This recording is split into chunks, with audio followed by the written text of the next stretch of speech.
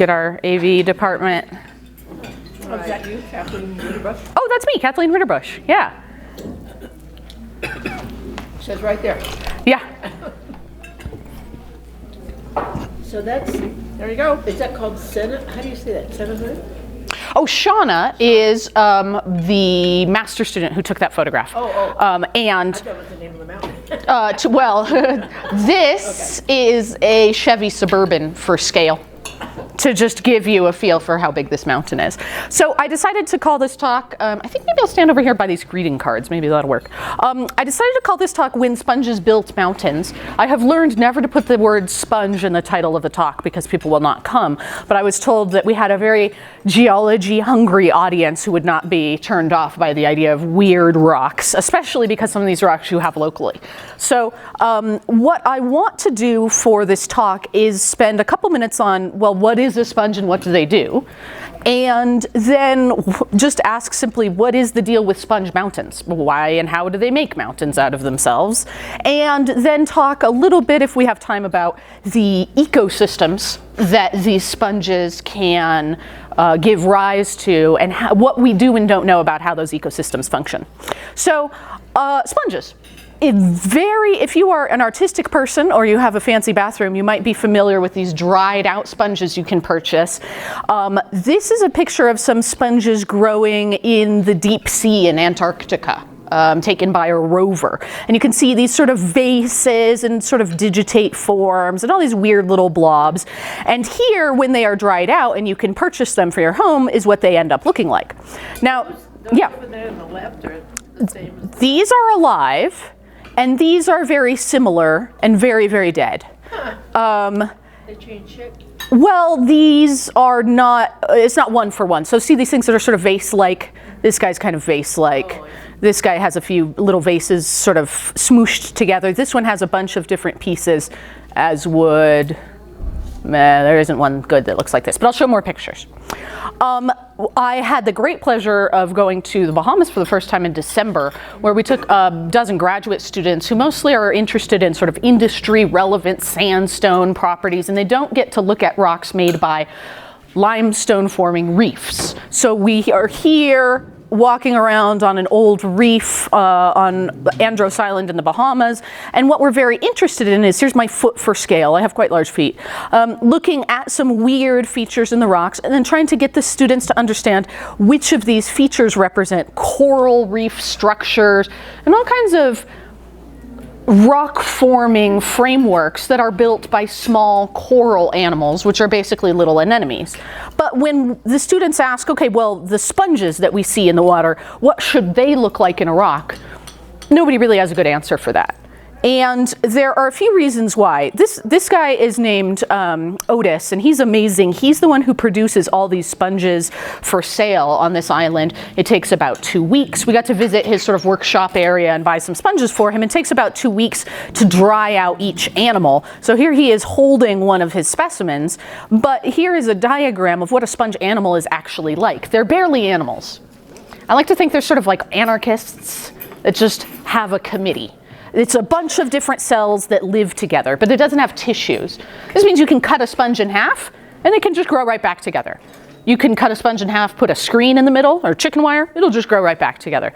And some of the cells are in charge of digesting tiny bits of microscopic food. Some of the cells are in charge of making needles, which we call spicules. And those needles have funny different shapes.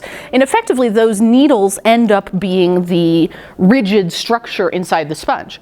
In a sponge that you very gently clean and dry out over the course of about a month, you can allow those spicules to be dried out with their sort of supporting like cellophane, so that the structure of all these microscopic needles retains the same structure that the sponge animal as a whole colony once had. So they can look more or less like they're supposed to. But as fossils, we rarely find things like this. As fossils, what usually happens is these little spicules just go flying, and they end up as microscopic secrets in a rock somewhere that no one will notice. These pictures are not amazing because I just took them with a basic underwater camera, but here we are snorkeling around the edge of a reef, where in the edges of a coral reef or in the sandy portions, these these sad-looking blobs are actually some big sponge colonies living in the sand or on the edge of a reef. And here, Brenda Bowen, a fellow professor, is pointing to some, and she's taking a picture of them. And here are some little sponges, little purple sponges I took a picture of that are growing on seagrasses. For the sponges, they can't do much. They don't actually actively squeeze to move water around, so it's location, location, location. If they have this setting, the water is sweeping by and bringing them food. If they have this setting or this setting, the water is sweeping through the grasses and bringing the little sponges food. These guys, these little purple ones about the size of your finger. And here are some sponges that look sort of like pan pipes that are growing on some coral rubble. And here is a coral reef that we were snorkeling along, and here we can see patches where coral is filled with little anemone-like animals that are alive and producing rock and producing habitat. And in places, the coral have been disturbed and other things are growing. Specifically, in places where the coral have been disturbed, these orange schmutzes are sponges taking over the coral colony. And this is my favorite picture that I got of it. These are the little polyps, and this is the sponge. So the sponge will just sort of gleefully take over this territory if and when it becomes available. So this is coral. Every little fuzzy bit here, these are little anemone-like animals, and they are catching big chunks of living animals in the water and digesting them. This is sponge. Sponges can live on just about nothing, and they don't have to grow at a certain rate. They can hang out. So when we care about modern ecosystems like coral reefs and the fish and the tourist attractions and all the things that they do for us and the structural integrity they add to an island system, the fact that sponges can just take over and then sit there offering none of those properties is of concern to a lot of modern ecologists. So sponges are bad news to coral reef people. But I'd like to tell you two stories about ancient sponges. Ancient sponges that did make rocks that we can see that are good, and sort of share with you how I got interested. No, I don't know anyone who wakes up in the morning when they're 20 and says, you know what I'm going to do? I'm going to go study sponges. No, wait, I'm going to go study fossilized sponges. Nobody does that, and I was not that way either. But I was very interested when I started pursuing graduate studies in mass extinctions. And so what I am showing you here is a graph made up of data that I talked a bit about last night, this sort of big international database of fossils. We could say, at what rate were things going extinct at any given time? And the biggest mass extinction ever was about 250 million years ago, and it's kicked off the rise of dinosaurs on land. But just 50 million years later, oops-a-daisies, right as dinosaurs were getting started on land and coral reefs were getting going in the seas again, we had yet another great big mass extinction. Basically, this mass extinction was caused by the supercontinent Pangaea, which had by this time been assembled, starting to break apart by a gigantic rift right down the middle made out of lava rock. So the chemistry of the atmosphere and the oceans and the climate that followed it were radically changed by Pangaea splitting up in this way. And to the best of our knowledge, that is associated with triggering this huge die-off. The extinction rate here is, this is an axis that doesn't make a lot of sense, but I'll show another one in a minute for marine critters. Now, a weird thing that happens after the mass extinction, in the aftermath, is not just, a lot of things are dead. We're always interested, and I especially as a paleontologist am interested in, okay, a lot of things died, but then what happened? And there's this peculiar situation with the rocks. It's very difficult to find rocks from right after this mass extinction that have fossils that are any good. If they're shallow marine settings, in a lot of places, the reefs, gone. Even shelly animals that would make limestone rock, gone. So if we look at a map of the world here with Pangaea assembled, all the little dots in red are locations where, yeah, you can go there and you can find rocks from the late Triassic Sea and the early Jurassic Sea, and there's no carbonate, there's no limestone, there's no fossils worth a darn in the aftermath part of the extinction, which makes it really hard to study what was going on. So when I'm going to skip that just because we don't need it right now. When I started working on this problem a dozen years ago, I was joining a community that was thinking a lot about modern environments and ocean acidification. And thinking, well, if the chemistry of the atmosphere and oceans is changing, maybe it's harder to make a seashell. Can we ask those questions with the fossil data that we do have? And this team from Germany put together this very interesting project where they said, okay, well, extinction rate of little boneless invertebrates that live in the sea, it peaked in the end of the Triassic. We're looking over just tens of millions of years here. Maybe 10% of things died. Okay, big deal. But organisms that had to live in a carbonate habitat, they have higher extinction rates in general, but they had 40% of those genera died off. And even higher for animals that had to live in a reef environment. So the things that made reefs and the things that made carbonates, those were the animals that went extinct. So the thinking at the time was, well, if something's going on with the chemistry of the environment and then it's hard to make a shell, perhaps this can explain our situation in which these habitats are toast. These are the guys that get hit hardest during the mass extinction. Guys that make shells and guys that make reefs. So, oh, I did that one already. I'm going to skip that. My basic question was, okay, if I can go to some rocks that I can look at, and they've got shelly things in Triassic rocks, and I go to the overlying Jurassic rocks, when they finally do have limestones again, will those be more shelly things? Will it be the same animals? Will it be also shelly things but different animals? Was there a state shift to a different ecosystem making the limestone? That's what I wanted to know. So I'll go look at, whenever I get limestones again, is it the same critters or new critters? And so a lot of my PhD started out in western Nevada in the Gabbs Valley range. The nearest things of note are Mono Lake, Walker Lake, what's the town by Walker Lake? Hawthorne, Nevada, which is a big military weapons depot. There's not a lot around. And these are the rocks that other people had worked on for 100 years before I got there and carefully done all of the biostratigraphy and chemical dating to say, these rocks on this hill are Triassic rocks, these rocks are Jurassic rocks.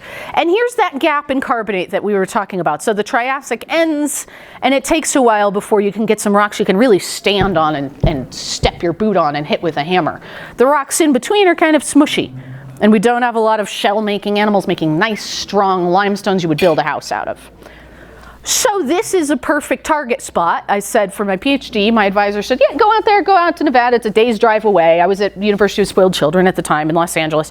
So a day's drive away, go look at the rocks. And the biostratigraphy of conodonts, which sadly went all extinct at the end of the Triassic. If you don't know what one is, that's okay, because they're all gone. And ammonoids, which had some long-standing lineages that went extinct late in the Triassic and sprung up a whole bunch of new ones, which I talked about last night.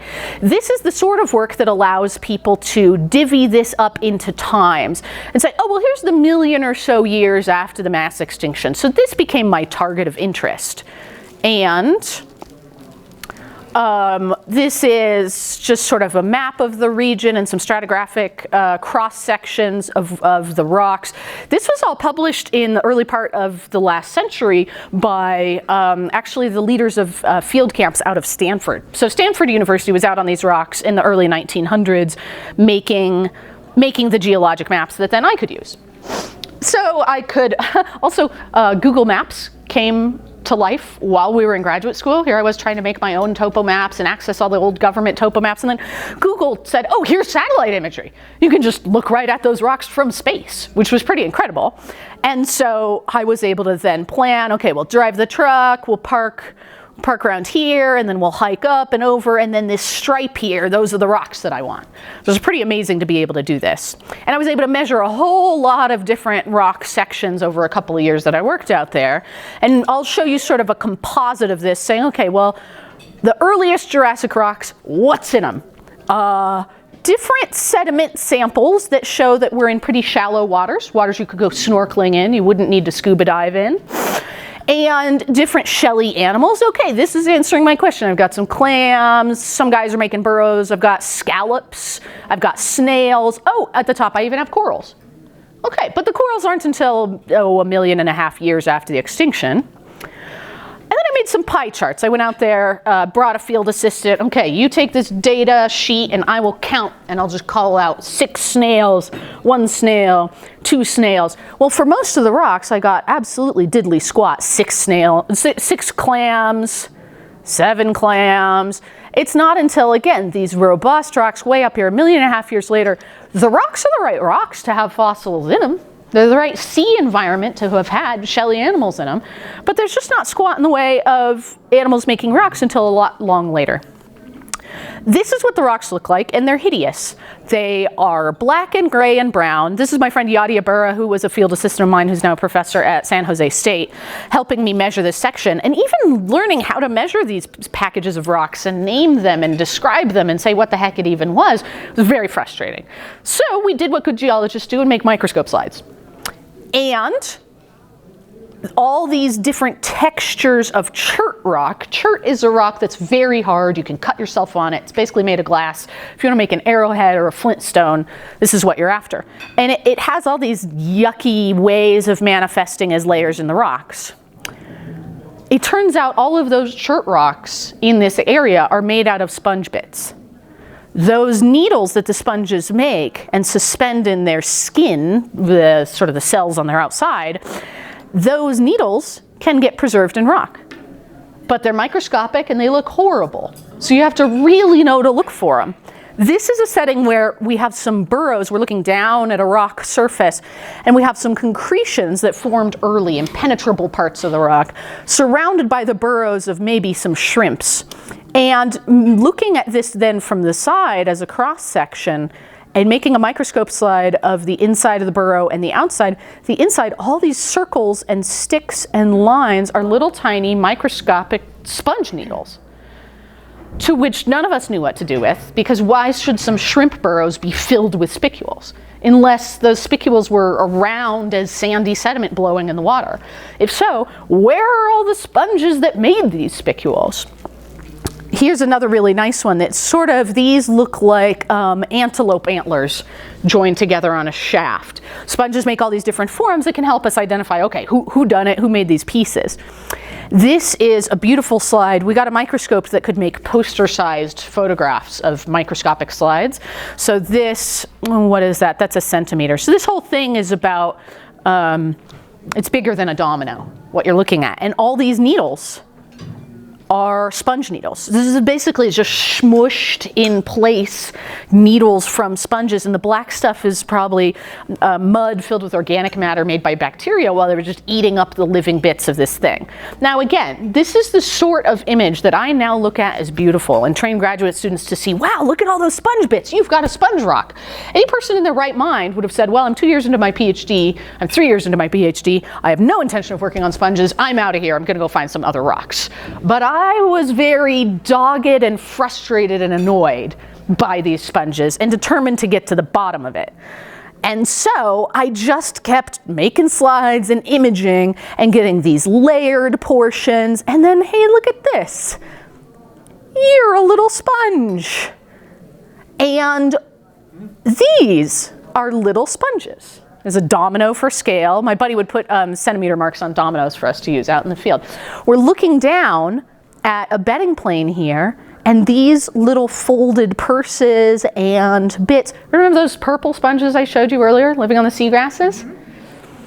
There's not much to it. I mean, they just make a little bag of cells and hope that they're in the right place for some water to come sweeping by and bring them some rotting cells that they can digest. That's it. That's the whole game of being a sponge. And these bedding planes are exposed across huge surfaces like sidewalks. This is out in the desert of Nevada. There's no plants in the way. You know, you got the occasional cactus. And this is a picture of a bunch of my colleagues. She's a professor in Texas now. She's a professor in Texas. She's a professor in California. She's a professor in California. There's our PhD advisor. He's very tall. All of us are standing on, at our feet, that bed that I was just showing you. These sponges, and there's sponges growing on scallops and scallops in the piles of sponges. That's what we're standing on. So all along at our feet is just this floor carpeted with ancient sponges.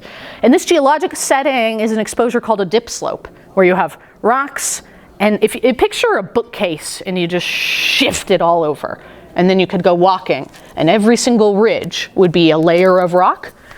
So here, this is a layer of sponges, behind us a layer, behind us a layer, behind us a layer, behind us. Everything that you see that's these dark surfaces are giant, like the size of these tables, just sponges. I named this site Sponge Jackpot because it didn't have a name and that's what it felt like. And we can do more microscopy and look at all these things and interpret. I mean, they look like hell. You wouldn't look at this rock under a microscope and say, look at that sponge rock. You'd say, well, I guess they're peloids, I guess it's mud or something. But looking carefully, we can see where the sponge spicules have been broken by being compressed together, where they have been mixed up, dissolved, and their inside filled with mud and bacteria.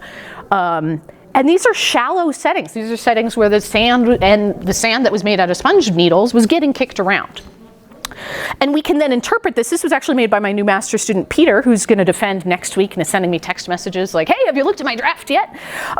He's been looking at some of my microscope slides and creating these models of, okay, well, what can we find in a microscope slide? And how do we think that translates what was once alive to what we have as a rock? And some of my published papers have then taken that approach, saying all these different materials show us that if you were snorkeling, this is pretty shallow water, and this is water that's just a bit deeper. This is a fair weather wave base, where the waves are racking every single day. And then lower, you only have waves and currents racking the bottom when there's a storm. I had a lot of trouble publishing all of these observations when I was in graduate school because people said, oh, sponges don't do that. They don't grow in shallow habitats. Sure, you can see them snorkeling in the Bahamas here and there, but sponges that really make giant piles and carpets and meadows, those only live in Antarctica or in the Arctic Atlantic, in places that are deep and cold. Because today, the silica in the ocean is concentrated in deep, cold places, and that's where many sponges can live in this kind of abundance. So I had multiple people reject my papers saying, oh no, sponges don't live in shallow settings. So I had to just beat the heck out of the microscopy, say, no, these are shallow, active, well-washed settings where these sponge fossils are actually preserved as bodies. And then with this sort of interpretation, now the fun part, when we think about that original question, oh, you've got some limestone here, you've got some limestone later, what's the limestone made of? Who are the shelly guys making it? It's metazoan chert. It's animals.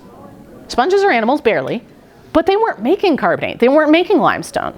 They were generating biosilicious materials that then became this disgusting, weird mix of chert and carbonate that we find as these hideous rocks today. So on this picture, every one of these stair steps is one of those beds of sponges.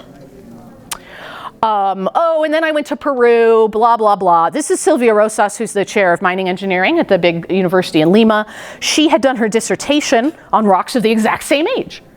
And I had read one paper about some sponges in these rocks, so I ended up working with Silvia for several years, going into the Peruvian Andes. Here's some pictures. For scale, this is a giant mining city encampment and situation. And so these early Jurassic rocks that I wanted were everywhere. For scale here, this is a river, that's a road, and somewhere there's like an energy tower, but I can't even see it. The Andes, I mean, huge, everything a girl could dream of. And so same thing, I look at the rocks, I find some ammonites, I find some depositional system, interpretive items, there's sand here, there's little rocks here, and spicules, sponge spicules all over the place. So just kind of some highlights. Now to me, I look at these, I'm like, wow, that's beautiful, I'm gonna publish that. And when I train a new graduate student, they say, I don't know what she's talking about, those look hideous. This one for scale, these are, power line towers. So getting to spend weeks measuring all of these rocks and taking samples of all of these rocks and looking at the little sponge fossils that are in it and the spicules that they leave behind. Here's a nice picture of a little sort of a channel of mud, and all of this is spicules. All these needles and donuts, those are sponge bits. Here's a core that they let me have. It's got a little sponge right in it. So looking at all these rocks with this great team, the National Science Foundation ended up funding us to spend 4 years on this project doing chemistry and structure, all this stuff. It was great. Yeah? What elevation are you there versus Nevada? So the funny thing is Nevada and the Andes have in common that they're places where the mountains have been absolutely thrust up from plates smashing together. So these things were under the sea, and now they are at a ridiculous, I'm thinking feet meters. These rocks are, if you don't take medicine and you're not Peruvian, there was a day that what was it, 16, husband, do you remember what the? Those are above 15,000 feet. Yeah, so we were working like, 3 or 4. oh, the stuff in Nevada is maybe 5,000, 6,000 feet. But different. Yeah, well, and But it's the same stuff? it's the same, the position of the rocks today, the South American ones are all the way up in the Andes. The Nevadan ones were up and now they've been stretched out like taffy. Oh, it's because the mountains. The mountains moving around. So it's been 200 million years. Our mountains have been moving our rocks around, which is very annoying. So they don't end up at the same actual horizon. But yeah, I had a day that I was just on my hands and knees all day and Advil would do nothing because some of these rocks are at 16,000 feet and some of them are 10 or 12. It was tough.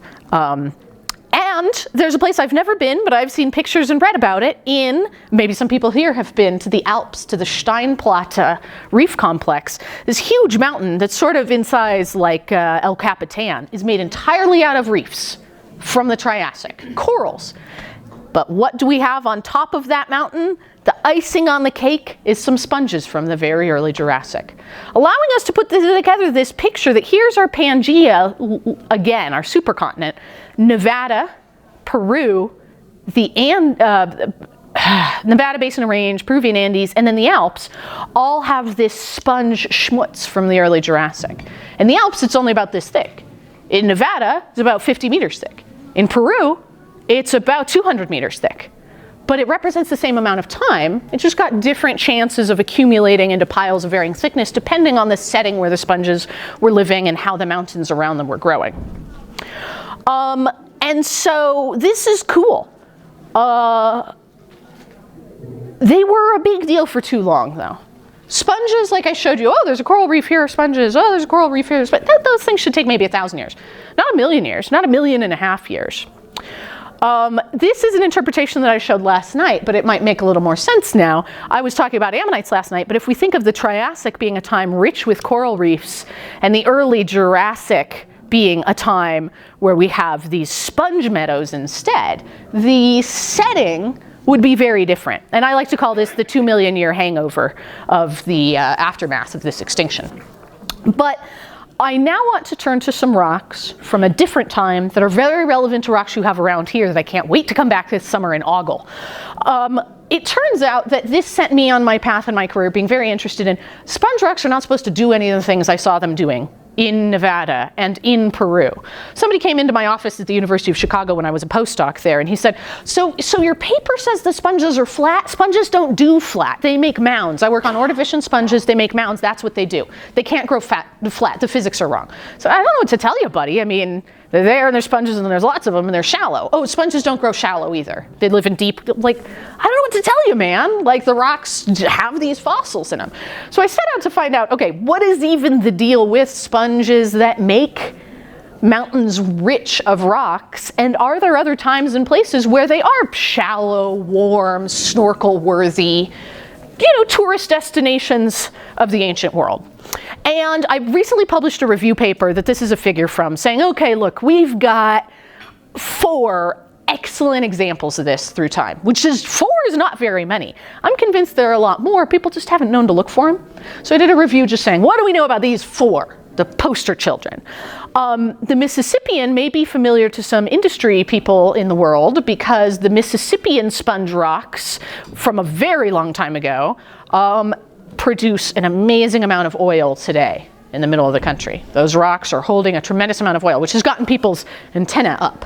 Oh, sponge rocks have oil in them. And it also allowed me to get some funding from the American Chemical Society and the Petroleum Research Fund because they said, sponge rocks sometimes have oil. Not mine, though. Please, money for my graduate student to go look at them and maybe we'll learn how they form. And they said, sure, here you go, kid, pay your graduate students. And that made this project possible. So I said, look, the Mississippian ones in the middle of the country in Kansas, they're full of oil.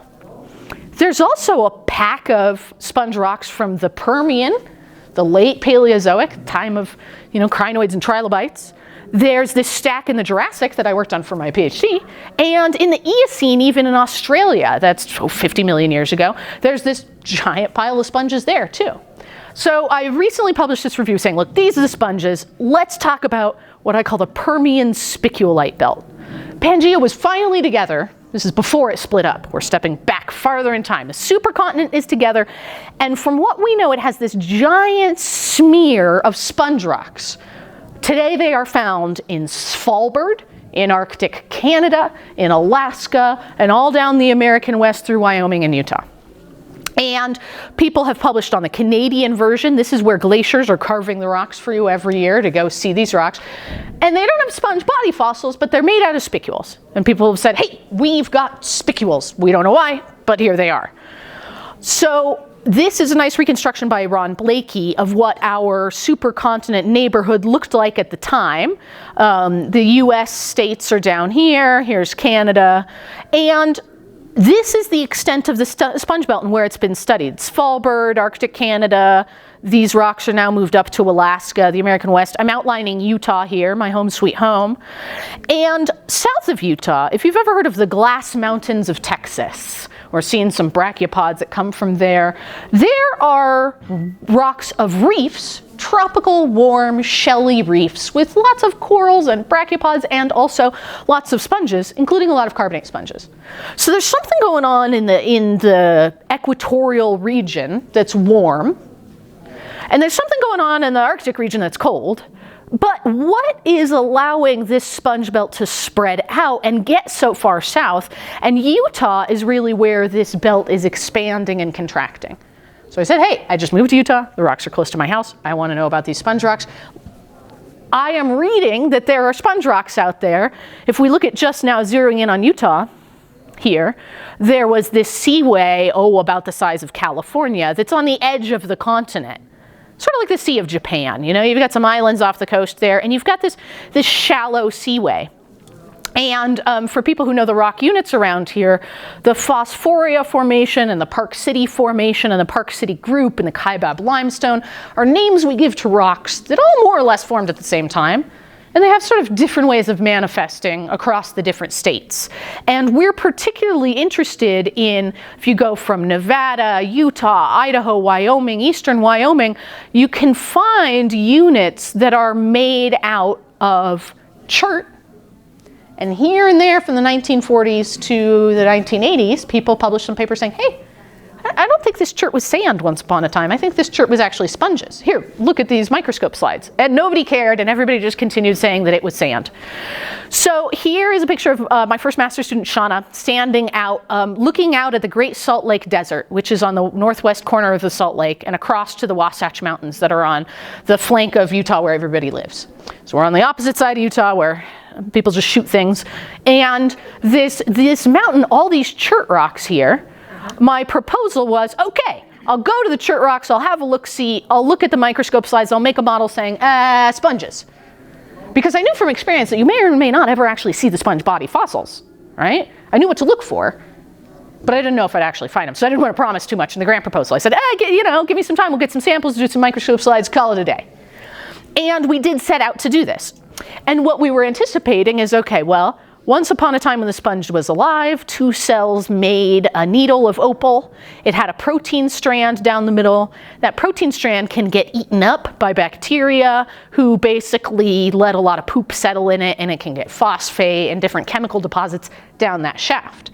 So then you can make this whole outer core disappear and just keep the shaft, or vice versa. So you end up with these different manifestations of these items being in this weird crystalline soup. These rocks are terrible, and it's very difficult to convince anybody to look at them but me. Here's an example, and this item right here, this core, is the phosphatic organic goop inside the spicule. The trunk, like a trunk of a tree of the spicule, is here, but it just totally disappears into the rocks around it, especially if you put it in cross-polarized light. And it's just chert. And when you were saying earlier, yeah, but what is chert? When I said cryptocrystalline, I meant you can't really tell. It looks like salt and pepper. You can't tell where one crystal starts and another one begins. It's just... So we looked at these. We looked at a lot of them. We looked at a lot of them, and we did these reconstructions. Okay, if I see all these things in a microscope slide, I guess a whole lot of steps had to happen. Okay, well then I can draw like a little cartoon of that sequence of events leading from the living sponges to the rock that I have. And bear in mind, having worked on those Jurassic sponges and seeing live sponges out in the world, my whole search image for a live sponge would be something that's little, that makes a carpet, it's vase-shaped, about the size of your thumb maybe. Something like this. This is what I'm imagining in all my drawings. I used maps and reconstructions and people's past work to find some target spots. And then I dragged my husband out with me. As soon as we got the jobs in Utah and we moved there, I said, all right, we're going. Oh, don't worry, we're not going overnight. Oh no, the tire broke. That's fine, that's fine. Oh, the tire iron broke. I guess we are camping overnight. We had some adventures. We got to know Utah, and most of the rocks are hideous because it's the basin and range in western Utah. Those rocks were piled up and now they're getting stretched out. And you can look on Google Earth or somebody's publication and say, those rocks look pretty good. And then you get there and you say, these are terrible, I'm leaving. Also, it's 102 degrees. But I eventually found some really good spots, sent my students there, and got pregnant. So I just let my students go do the adventuring. So Shauna took this incredible picture. There again is the Suburban for scale. So that's Shauna's Suburban she took from the university. All of these rocks are our playground. So there's Shauna, the master's student, and Zach, my current PhD student, and that's the Great Salt Lake Desert in the background. And this is us being very happy, which happens on good days. And this is Jane, one of my microscope students. So she's operating the microscope, which is just the Xanadu of microscopes, and we named it Trogdor. And so on the screen here is what she's seeing through the scope. It can make these beautiful pictures. So we look at pictures. Hey, spicules, spicules, spicules. I can say, hey, people who gave me the grant money, those rocks sure are made out of sponges, but then everybody wants to see the sponges. And I say, don't bother me. In Arctic Canada, they don't see the sponges. You don't know what the bodies actually looked like. Leave me alone. So we look, and Shauna finds these incredible beds of brachiopods. Brachiopods look like clams, but they taste terrible. You don't put them on pasta. They're mostly extinct. This is a picture of some. We knew the brachiopods were living more or less in place. This is a little encrusting bryozoan colony. So all their hairy little infested gunks that were on them when they were alive are still there. They haven't been moved 50 yards. So we say, okay, well, we can reconstruct that. We've got some brachiopods. And we know that some of the rocks are made out of spicules. We can kind of speculate about that. My PhD advisor loves puns, and he made a lot of speculate jokes over the years. And we can guess maybe there's some sort of ecological scenario where most of the rocks are brachiopods with pockets of sponges, and then boom, sponges take over. But we don't really know how, because again, we don't have the sponge bodies. So enter a good day. This is, that's Zach, that's Shauna, and this is Benton, who came to work with us from Carleton College, and now hopefully is going to come work with us for grad school. It'll be awesome. We found these. It looks like a stack of pint glasses, or like waffle cones. And we found more of them. And we realized that this bank of beds that are about 1 meter thick each, that are stacked 4, 5, 6 high, are entirely made out of these pint glasses, these waffle cones. Everywhere we look, the rocks are made out of just these lined up cones. Here's a pencil for scale. And that's a pretty good one there. These cones, and you only see them if the light is just right and you know what you're looking for. And this is nothing like what I was looking for sponges. I was looking for little tiny, basically coin purses all spread out on a carpet. These things I didn't know what on earth to do with, but these are sponge fossils. This is how the sponges from the Permian in this seaway at this time looked. And this is how they grew. And so if we look at this, bed after bed after bed, these packages are all those sponges, just shoulder to shoulder, like a bar back that's just filled with pint glasses, every single one of these. And, oh, that came out terribly. Going from the Uinta Mountains, the Wasatch Mountains, across the Great Salt Lake Desert to the mountains in the Salt Lake Desert that I've been showing you, across to Nevada, we can track these layers of these body fossils of sponges. I really like running around in a Jeep, and so Zach and I have spent years running around in a Jeep and finding these places where here he is putting his hand on it on a rainy day, and you can see all these cross sections of the shafts of the bodies of the towers of sponges. This one was, oh, the guy put this one in the paper. This is another stack. This is over in Nevada. And they look hideous, but now that we know that those hideous tubes are what we're looking for everywhere we go, then I can get pictures from Mike in my email and jump up and down with excitement because Leaf Tapanella from Idaho told me they were here, and these are the same things on your local rocks. And here it is at a large scale. Here's a hammer for scale, and these tubes, this is what we're talking about. And here it is kind of looking down. Is this the tops of them or the bottoms of them from a bed? I was thinking it was the tops, but I don't know. Yeah, the tops. And so there's all these tubes coming at you. So to wrap this up, I was dead wrong about what a sponge was going to look like in these rocks because I was basing it on the Jurassic ones that I knew. But I was right that there were sponges there because it's made of chert. It's full of spicules. So finding these actual sponge body fossils has been very exciting, but it also means I really need to change my game. The detrital spicule rocks, rocks with burrows in them, that's all fair. But what the rocks looked like as the sponges are actually building them, we gotta totally go back to the drawing board, literally. So this is sort of my cartoon of them growing. So they can bud in place or others can settle, and they're making their own gravy, just filling themselves up with spicules. But this again runs up against what we think we know about sponges. If sponges are on a plain and there's fast moving water, like a deep slope in Antarctica where the water, because of temperature differences, is sweeping by, then they can have all kinds of different shapes. And that's fine. Water will sweep around them, and Bernoulli's principle means that the water is moving fast above the sponges, but the water gets slowed down toward the seafloor, and so this draws water up through the sponges. And that's how they eat. They don't have to do anything, they just have to location, location, location. If you bunch your sponges up into a pile, this doesn't work anymore, except maybe the tallest guy, because now they're in a pile and the water can't flow through them. Even though it's going faster up here, this guy is just screwed because the water can't get around and up through him. So this has been a huge problem for everyone that I say, hey, look at these rocks, oh, look at these sponges, they're amazing. They say, those can't be sponges. They are living shoulder to shoulder to shoulder to shoulder. How the hell are they feeding? And they seem to all be the same height at any given moment. That doesn't work. Unless they're crowded so close together that instead of Bernoulli's principle slurping up the water from within the sponge, which makes an isolated water pocket of lower pressure, and slurping that out, if they are open pint glasses stacked side to side, then here, 2 water glasses. If they're stacked like this, then the narrow hole is not the opening of the sponge, but the spaces in between them. And that's where the water can slurp through, so it goes down into the cup and out between them.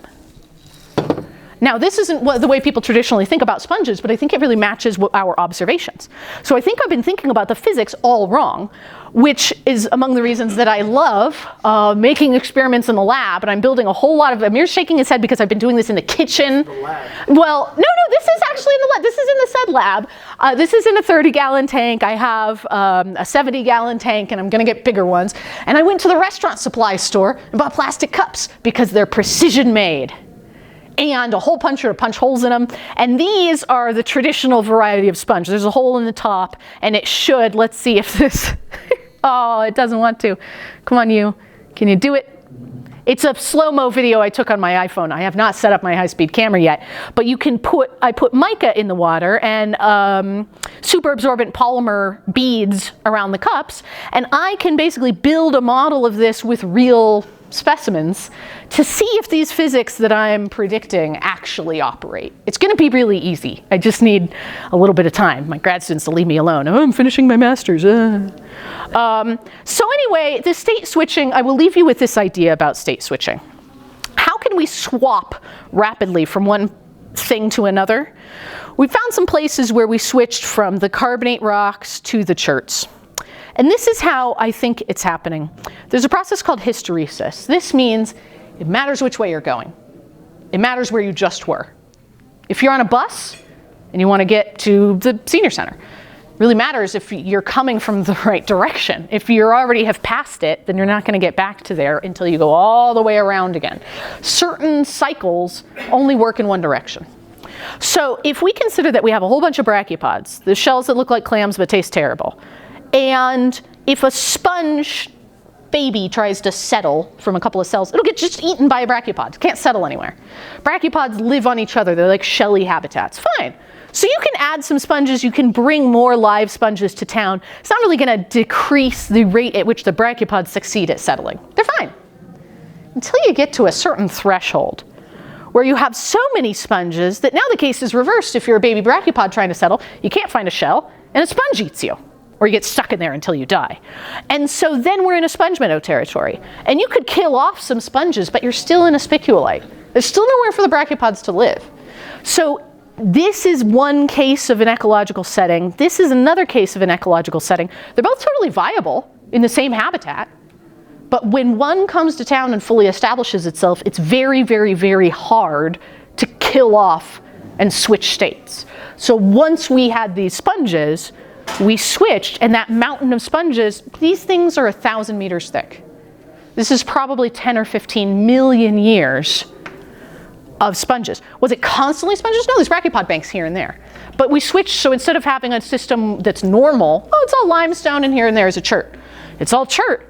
It's 1,000 meters thick of chert and here and there is a limestone.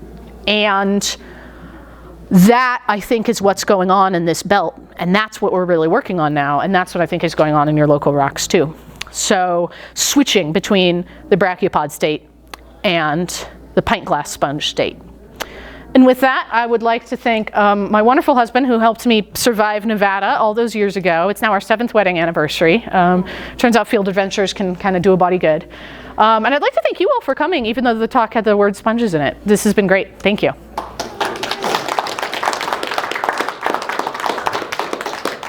Yeah. Kathleen. Yes. You started out, I thought, saying that, well, you're stuck there, but good photo. The sponges became prevalent, I thought, immediately after mass extinction events. Are you going to ask why then they were? You're in the Permian, you're in the Mississippian, and you have. And the Eocene? Yeah, but it's not the Paleocene, which is right after Cretaceous. So, my initial interpretation was these are the equivalent of ferns on land. That, so you have a mass extinction, and something that's really simple just goes like crazy and fills all the environments that are available.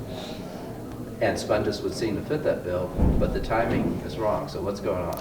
I'm so glad you asked. When I was working as a PhD student in a lab that was filled with people who studied mass extinctions, if you have a hammer, everything looks like a nail, right? So everything we studied was right around the time of a mass extinction, and you just blame the mass extinction. Hey, why did these sponges come to town? Well, there's a mass extinction, killed off the competition. That may be true in that setting. And in that time, in that couple of million years. But my curiosity became, let's not just say, oh, I only found one and there aren't any others, la la la, I don't want to see any others, because then it might not be only because of the mass extinction. There might be something else that's going on. I deliberately started working on these Permian rocks because they were as far as from a mass extinction as I could find, because they're supposed to be middle Permian and tens of millions of years. So the short answer is that you also find ferns at times that are not mass extinctions. So my interpretation is still that across the Triassic-Jurassic boundary, the reason these Jurassic sponges fared well does have to do with changes triggered by the mass extinction. But that's not the only way to get mountain-forming sponges. Now, interestingly enough, the Permian rocks that I'm trying to get as far away from mass extinctions as I can, it turns out that those rocks are a lot later in the Permian than I thought, and they might run right up into the mass extinction. So we have one, Pangea comes together, sponges are everywhere, and a mass extinction murders them. And then wait 50 million years, corals are everywhere. Pangea starts splitting up, mass extinction murders the corals, and sponges come to town. So it's a lot weirder. It would be very easy to say, oh, it's a mass extinction, that's what caused it. But it actually is a lot weirder. And that's why it's fun for me. Yeah.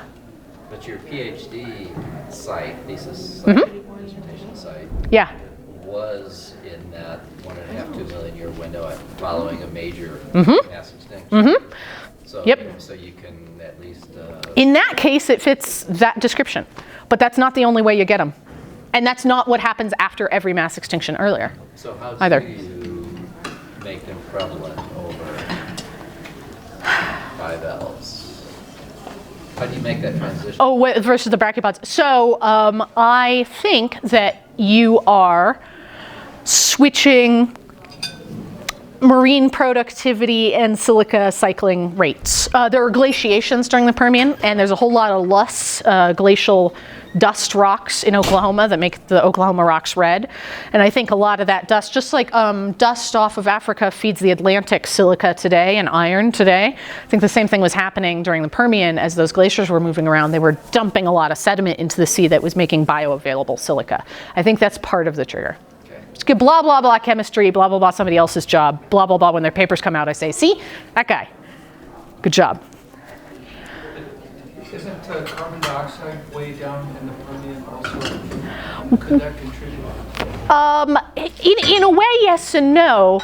What I think is interesting is we pay a lot of attention as paleontologists and geochemists to what carbon dioxide was doing in the atmosphere and in the seas, because the size of your budget is what allows it to be a good buffering system. It's not so much what state it's in at all times, it's just how much carbon is in the oceans.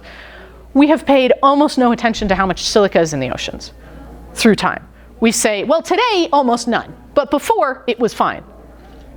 And I've done a lot of chemistry modeling that I've published saying, hey, you know, your cycling rates are actually going to be so sensitive that something like a glaciation or a climate event could really change rapidly by orders of magnitude on the scale of tens of thousands of years, not millions of years, not tens of millions of years, how much silica is available. So I don't think there being not enough carbon for the shelly guys is a good enough explanation. I think instead a volatile silica system that's changing a lot more than we've given it credit for is actually what's going on. It's a great question though. Yeah? So what about the phosphorus? Phosphoria, Yeah. For it, Yeah. They mine it in Southeast Idaho. They sure do. Yeah. And there's loads of it. Yeah. Why? Why? Wouldn't everybody in the industry like to know? These rocks are very valuable because if you've eaten a salad today, it was fertilized with phosphorus that was mined out of Idaho from these exact same rocks. In some patches and sometimes, certain layers of the sponges, other layers have this famous, there's very little phosphorus in your body compared to everything else, which is why it's so valuable, and it shouldn't just pile up in rocks in the sea. Anybody in the sea should find a molecule of it and use it and go make life. So it's this big puzzle for, you know, a century of why is all this phosphorus in those rocks anyway? And I think the sponges can actually help, because today sponges are kind of like, picture a tenement building that's abandoned and is just totally filled with rats. That's what a sponge is like, but the rats are bacteria. And a lot of them might be processing stuff in ways that ends up leaving phosphates in the sediment to be preserved rather than using it and releasing it back into the water. So I don't have a sophisticated way of expressing that yet, but I think a lot of people have said, oh, there's another setting today where you find a lot of phosphorus. It's off the coast of Peru, where there's a whole lot of upwelling and a whole lot of productivity, and things are just dying so fast they don't get eaten fast enough, so they pile up that organic matter. And that does not work for the phosphoria because it is too wide and too shallow and too sunny for some upwelling off the coast over there to allow all this organic matter to just sit here for 10 million years. I just don't buy it. So I think the sponges in the microbial setting are really involved in the production and retention of that organic matter. But the phosphorus had to be there to begin with for the bacteria process. But it's always, any life has a phosphorus in it, it's just the concentration of it. Yeah, yeah. They're eating a whole lot of dissolved organic matter and they're not releasing the phosphorus out. They're just, the bacteria are keeping it in the rocks. They would have been a very stinky place. If I had a time machine, I would definitely go to the early Jurassic and not to the Permian. I would not go to the Phosphoria. Stay away. Well, thanks guys. Thanks for coming to discussing sponge talk during lunch. Thank you.